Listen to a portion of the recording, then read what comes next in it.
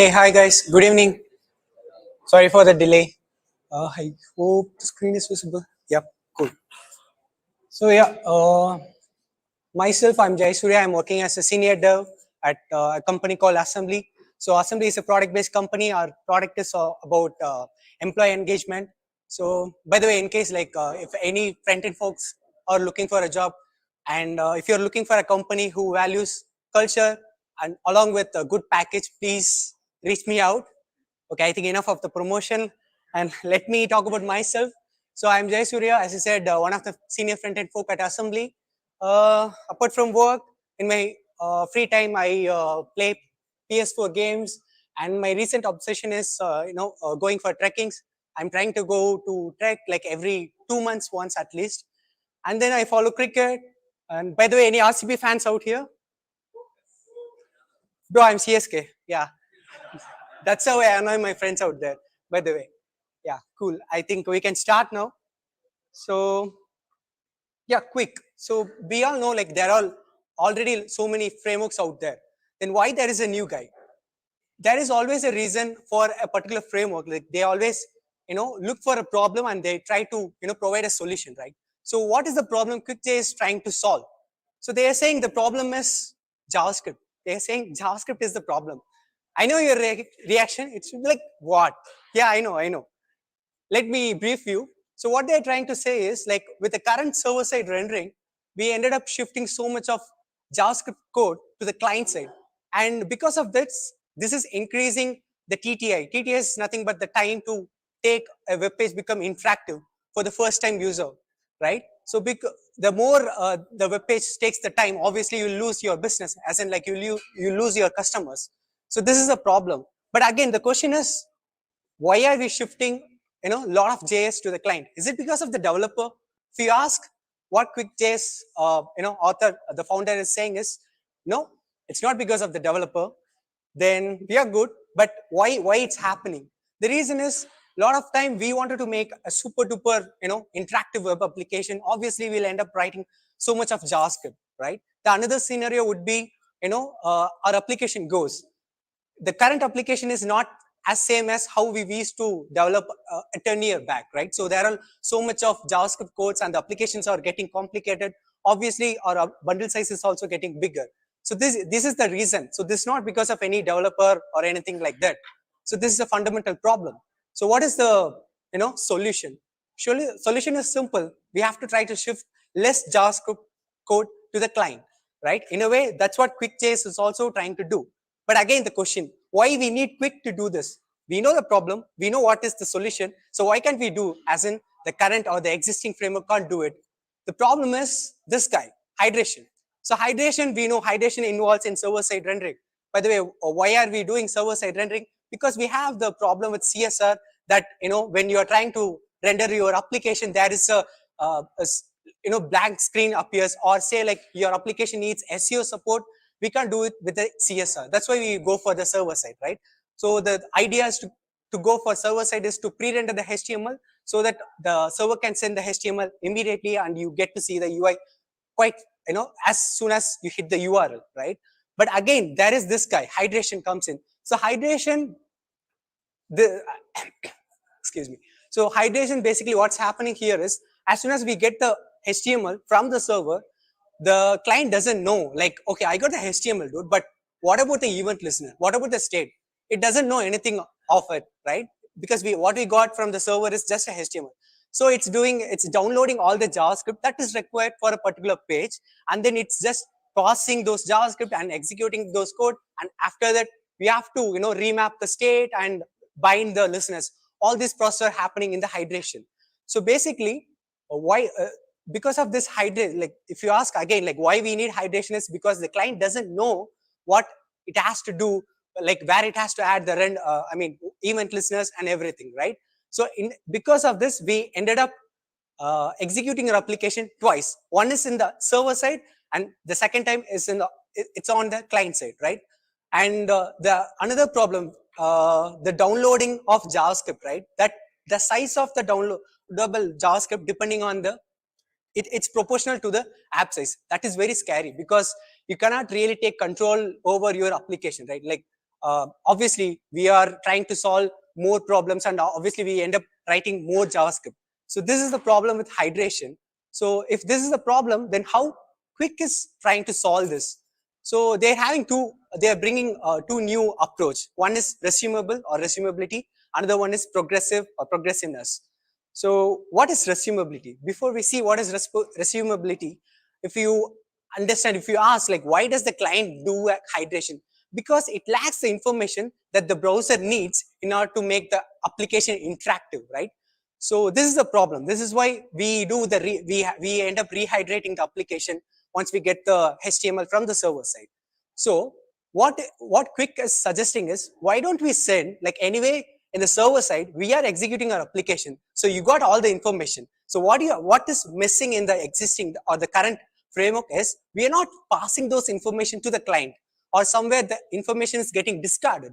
That's where the client need to download the JavaScript and do the execution and everything. So what Quick does is, they are serializing all the information which a browser requires in order to make the application interactive, and embed those information inside HTML and send it to you. So it's like, boom, there is no hydration. You just get the HTML, that tada, your application is ready to go and use. You can use it. And they are doing this by sending very less JS code. Very less as in 1 KB of JavaScript. Just trust me, just 1 KB of JavaScript, irrespective of your application side. When you load for the first time, it's just going to be 1 KB of JavaScript. But I mean, it's very interesting, isn't it? But the question again, how, right? So that's when the progressiveness comes in. Well, before we see about what is progressiveness, let's go back to the current approach. So in the current approach, what is happening is, a lot of time there is a eager downloading and eager execution of the component is happening, right?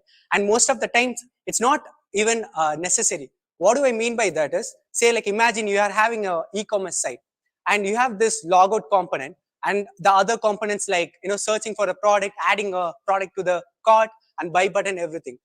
But the chance for the user, as soon as you hit the page, as soon as you enter the page, to go and click the logout is very less, right? But still, since that part is there on your DOM, or since it's part of your render DOM, what framework thinks is like, okay, it's part of the render DOM. Now I need to know, now I need all the components and all the props related to this particular components. So I'm going to download all those files. So this is what happening in the current approach. Even say, like, we can try with lazy loading also. Even there, the same problem appears in the lazy loading. Lazy loading component makes sense unless the component is not part of your render tree. So as soon as as long as it's a part of your render tree, say, like, it's visible in your DOM, then the framework ended up rehydrating the application.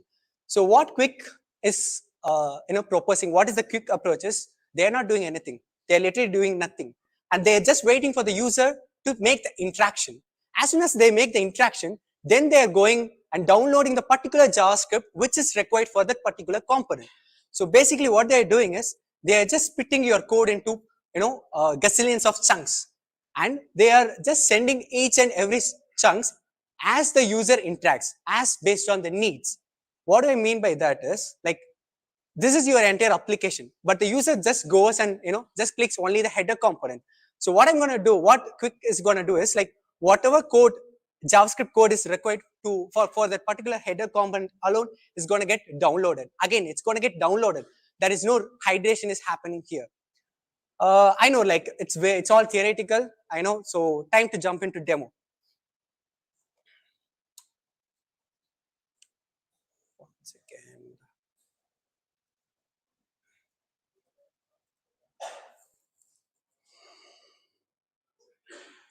So yeah, this is the application. So it's nothing. I just have a counter, and it has a default value of 10. So I have a button to increment the counter value, and I have a button to show the alert. Let me also show you the code. Yeah, I think it's visible, right? You can judge me for the light team later, but yeah, this is the code, and trust me, this is not React. I know a lot of you guys must be thinking, dude, this is React, but it's not. But why it looks so similar to React is because Quick also follows JSX in their application in order to provide continue the current developer experience which we are having.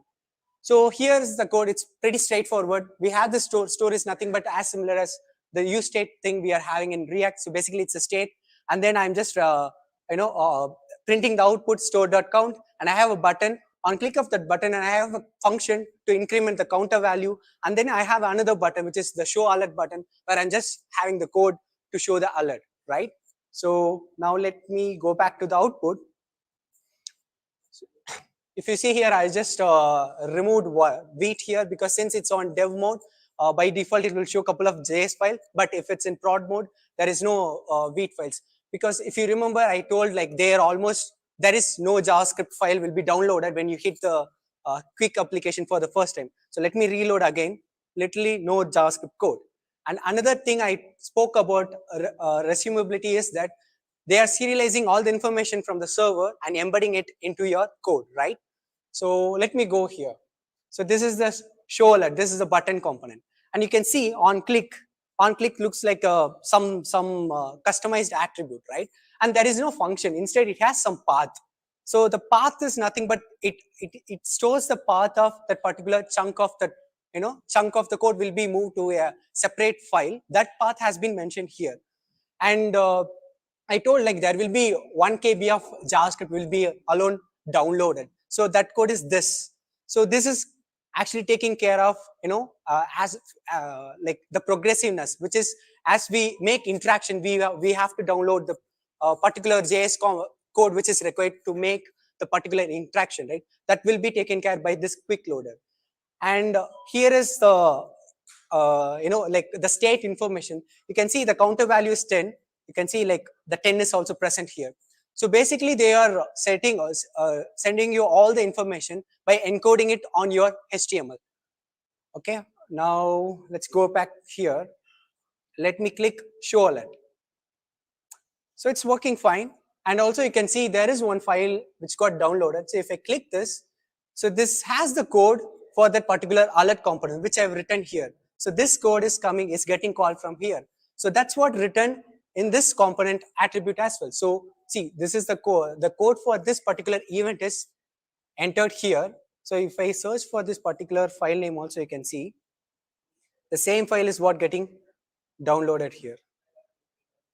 See, the same file.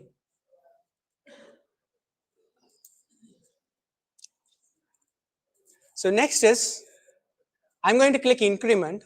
Now you can see two components or two files are getting downloaded. One has the code to increment the counter value.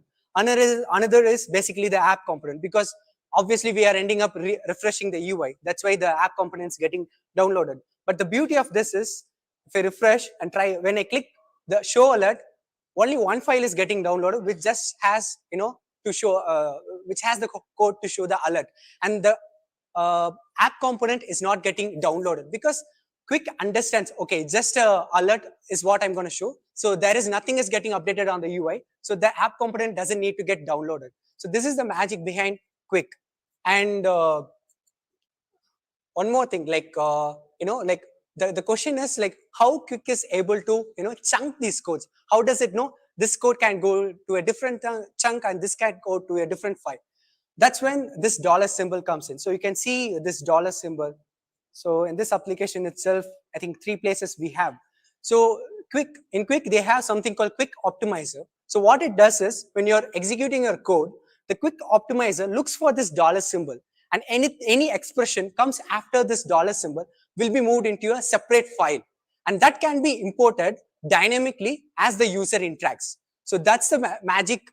That's why we are able to achieve that progressiveness. Yeah, anything else I missed? Yeah, I think that's it. That's it about qwik.